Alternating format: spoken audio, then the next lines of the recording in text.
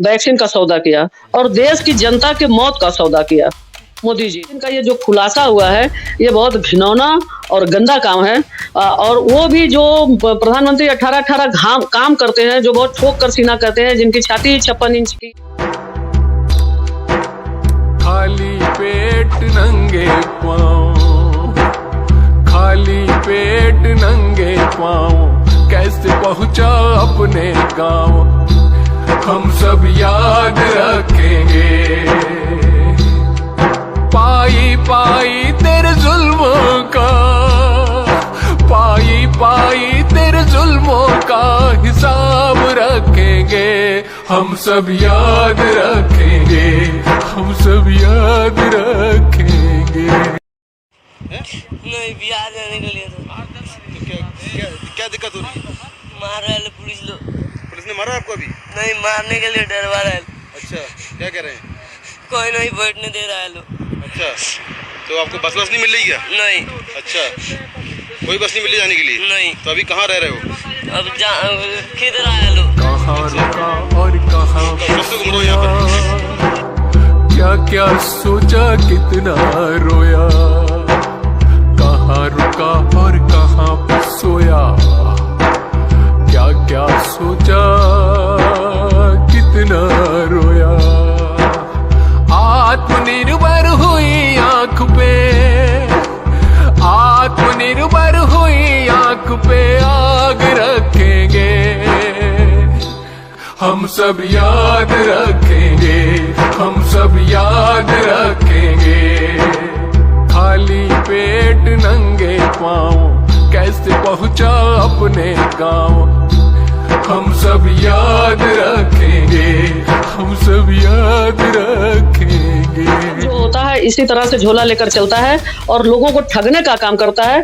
प्रधानमंत्री नरेंद्र मोदी जी ने भारत के जनता को के भावनाओं को ठगने का काम किया है, उनके रोजगार को ठगने का काम किया है, उनके धंधे को ठगने का काम किया है। जितने तरह की ठगी होती है, प्रधानमंत्री मोदी जी ने हर तरह की ठगी करने का काम किया और भारत के विकास को अवरुद्ध किया करने का काम प्रधानमंत्री नरेंद्र मोदी जी ने किया। देखिए, जो अभी नया खुलासा हुआ है कोविड वैक्सीन जो इंग्लैंड में जो अदालत में बोला गया है जेनेटिक कंपनी है, तो उसको किस तरह देखते हैं? उस समय तो मोदी जी ने बहुत जोर शोर से प्रचार किया था कि कोविड वैक्सीन हमने फ्री बांटी है और सबको दी है और इतना बड़ा, लेकिन अब है कुछ मामला वो निकलता है। मोदी जी जब आए थे देश में तो आपको याद होगा उन्होंने कहा था कि मैं व्यापारी हूँ, व्यापार करना जानता हूँ। तो जो व्यापारी होता है वो हर चीज का व्यापार कर लेता है। वो भारत की जनता का व्यापार कर सकता है, वैक्सीन का कर सकता है, मौत का कर सकता है। अब जो खुलासा हुआ उसी समय बहुत सारे लोग, हमारे घरों में भी वैक्सीन नहीं लगवाए, मैंने तो लगवा लिया, हमारी भाभी जो है लगवा ली है, तो उसका ब्लड मोटा हो गया है और वो उसका सर पकड़ लेता है। तो जो उन्होंने कारोबार किया, गुजराती कारोबारी है, तो उन्होंने वैक्सीन का सौदा किया और देश की जनता की मौत का सौदा किया मोदी जी ने। और ये जो वैक्सीन का खुलासा हो रहा है, निश्चित रूप से जो ये लोकसभा का चुनाव हो रहा है 2024 में, जो कि आज वैक्सीन ट्रेड में चल रही है, इसका पब्लिक के ऊपर बहुत बड़ा असर पड़ रहा है और आने वाले दिनों में ये मोदी जी के लिए काल के समान होगा। जैसा कि आपने कहा मोदी जी के लिए काल के समान होगा, लेकिन देखा जा रहा है कि वैक्सीन जो कंपनी तो उससे चंदा लिया, इलेक्ट्रो बॉन्ड से कई चंदा लिया, वो भी मामला करवा रहा है, ये भी मामला, तो किस तरह देखते हैं? मोदी जी ऐसा कौन है कि जिससे चंदा नहीं लिया? अगर जिसने चंदा देने से इनकार किया उसके क्या ईडी भेज दिया और सीबीआई भेज दिया। अगर बहुत सारी कंपनियां हैं जिनसे उन्होंने जो इनकार कर दिया कि चंदा नहीं देंगे, फिर उनके पास उन्होंने ईडी भी भेजा और सीबीआई भी भेजा, वो मजबूर होकर चंदा देने का काम किए। तो वैक्सीन वो व्यापारी हैं, तो वैक्सीन में चंदा ले लिया तो उनके लिए वो शोभा देता है और उनको ये फर्क नहीं पड़ता था। पता नहीं क्यों प्रधानमंत्री जी को लगता है कि जो मैं करता हूँ उसका कभी खुलासा नहीं होगा।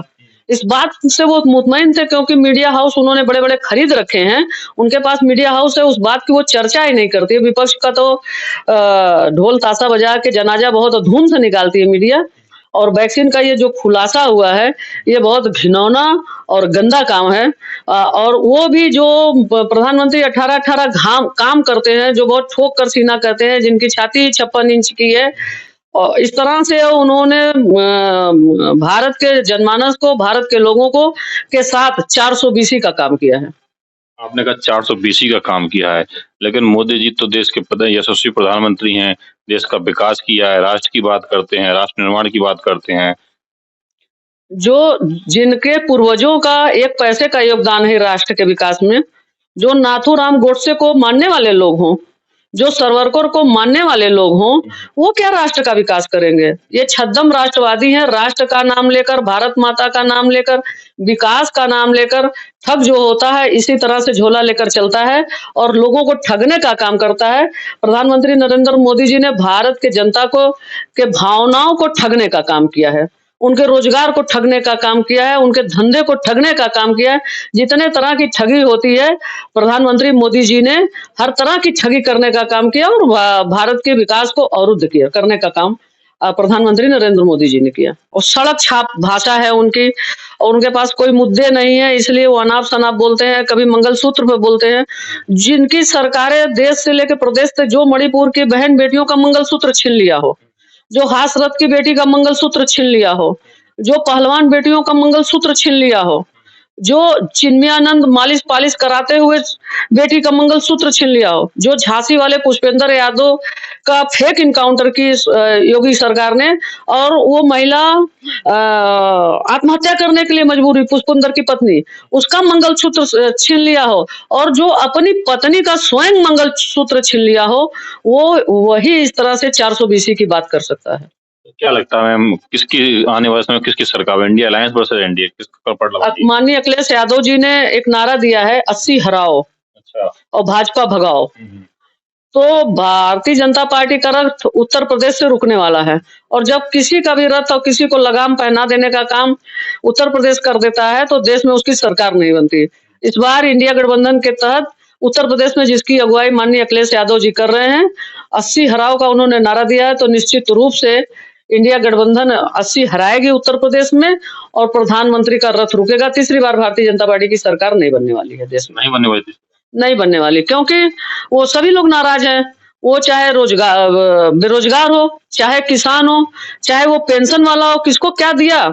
जिसके हाथ में हमने सत्ता दिया बड़े उम्मीदों के साथ, उसको लाठियों के अलावा मिला क्या? बेरोजगारी के अलावा मिला क्या?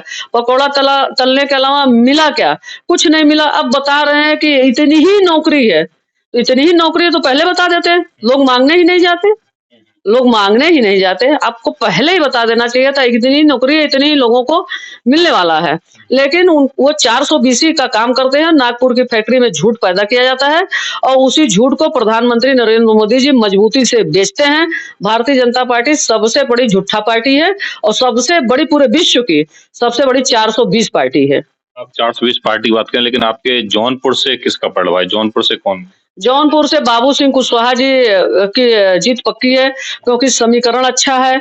हमारे पास यादव और मुसलमान का सबसे बड़ा वोट था, लेकिन माननीय अखिलेश यादव जी ने एक तीसरा फैक्टर जोड़ा, डबल एम कर दिया। MY पहले होता था, अब उन्होंने डबल M कर दिया। और उसके साथ जो हमारे पास और अन्य जातियों के वोट हैं, विश्वकर्मा है, प्रजापति है, कुम्हार है, कश्यप है, निषाद है, वो छोटी छोटी जातियों का भी वोट मिलने जा रहा है और बाबू सिंह कुशवाहा जी जौनपुर से भारी मतों से विजयी होने जा रहे हैं। एक बात कही जा रही मैम कि मोदी जी मन से कह रहे हैं कि संविधान नहीं बदला जाएगा, मोदी जी गारंटी दे रहे हैं, और मोदी जी बहुत बेहतरीन गारंटी दे रहे हैं। इस समय तो गारंटी की बात ही कर रहे हैं मोदी जी, किस तरह देखते हैं? देखिए, मोदी जी की गारंटी सुनकर हंसी आती है। जो व्यक्ति अपनी पत्नी को गारंटी न दे पाया हो शादी का, कि मैं 7 वचन दे रहा हूं फेरा लेकर और जीवन में मरूंगा और मिटूंगा तुम्हारे ही साथ, जो व्यक्ति अपनी पत्नी को गारंटी नहीं दे पाया, वो 140 करोड़ जनता को क्या गारंटी देंगे? उनकी हर गारंटी जुमला है। संविधान नहीं बदलेंगे, ठीक है, संविधान आप नहीं बदलेंगे, लेकिन एवरीडे आप संविधान के एक-एक पन्ने को फाड़ रहे हैं। बाबा साहब अम्बेडकर द्वारा रचित एवरीडे, अभी अमित शाह ने कहा कि जब हम तीसरी बार सरकार में आएंगे तो आरक्षण को खत्म करेंगे। ये क्या है? ओबीसी और एससी का आरक्षण संविधान द्वारा प्रदत्त है, तो वो सेकंड नंबर के नेता हैं और उनके हमराह हैं गृह मंत्री जी। गृह मंत्री तो मंचों से शरेआम कर रहे हैं कि हम संविधान वो आरक्षण खत्म कर देंगे। तो इसको क्या माना जाए? ये तो संविधान बदलने की ही बात है। और आरएसएस द्वारा संविधान बनकर तैयार है, रखा हुआ है कि और तीसरी बार आएंगे 400 पार का नारा दे रहे हैं। ये 420 प्रवृत्ति के लोग हैं जो आरएसएस कहे और जो भारतीय जनता पार्टी कहे, समझ लीजिए कि वो उससे उल्टा करने वाले हैं। ये संविधान के भक्षण करने वाले लोग हैं। ऐसा कौन सा काम किया? बार बार WS दे दिया, क्या ये संविधान में व्यवस्था थी? 24 घंटे में उन्होंने दे दिया। EWS दे दिया तो क्या ये संविधान में व्यवस्था थी? 24 घंटे में बिना किसी जांच पड़ताल को दे दिया। और ओबीसी आरक्षण को प्राप्त करने के लिए समाजवादी पार्टी और माननीय कांसी राम साहब को कितना संघर्ष करना पड़ा, इतना संघर्ष करना पड़ना। बाद में जो है बैकवर्ड और फॉरवर्ड को एक साथ ले आकर सड़कों पर खड़ा कर दिया गया। और जो ऐसे ही आत्महत्या करता था बताते थे कि आरक्षण के नाते कर रहे हैं। तो मोदी जी 420 कंपनी के मैनेजर हैं। जो भारतीय जनता पार्टी है उसके 420 कंपनी के मैनेजर हैं और वो जो कहे उसका उल्टा करने वाले। अगर वो कह रहे हैं कि संविधान नहीं बदला जाएगा तो पक्का जान लीजिए कि संविधान के और पन्ने फाड़ने वाले हैं।